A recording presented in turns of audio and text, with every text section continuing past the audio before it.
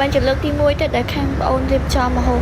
ជប់លៀងខ្នាតតូចចំនួន30ប្រអប់ចុះក្រុមសម្រាប់ក្រុមហ៊ុនជប់លៀងបុគ្គលិកផ្សេងៗអាចយកទៅញ៉ាំនៅកន្លែងធ្វើការបានខាងខ្ញុំមានទឹកបញ្ជូនទៅចាបើសិនជាចិត្តអីអត់ចិត្តថ្លៃឬឆ្ងាយអីបើកំងចាប់ពី150000ឡើងទៅអាចហ្វ្រីដឹកចាហើយឲ្យខាងបងអូនគឺយកដាក់សម្បត្តិសម្អាងមែនតែនមិនថាម្ហូបឆាភ្លាវបំពងចាខាងបងកំងមកខាងបងអូនរៀបចំតាមនឹងអញ្ចឹងថ្ងៃនេះគាត់កំងពោតឆា50000ជើងមកបំពង50000ឆាម្រះព្រៅ50000ឆាកែម្រះព្រៅចាហើយនឹងសណ្តែកដីលីងគ្រឿង2ប្រអប់ចាជាទៅខាងបងអូនបានរៀបចំដូចជាស្រេចតាមម៉ោងដែលខាងភ្ញៀវគាត់កំណត់ហ្នឹងណាចាហើយនឹងដឹកដល់ទីកន្លែងតែម្ដងចា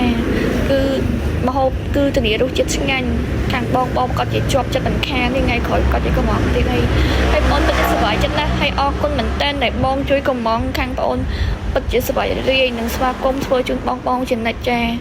អរគុណច្រើនបងដែលតែងតែនឹកឃើញដល់ផ្ទះទៀមឆាក្តៅជានិច្ចនៅពេលដែលមានកម្មវិធីជប់លៀងនៅផ្ទះនៅក្រុមហ៊ុននៅកន្លែងធ្វើការមុនចូលឆ្នាំឬក៏កម្មវិធីអីផ្សេងតូចធំចា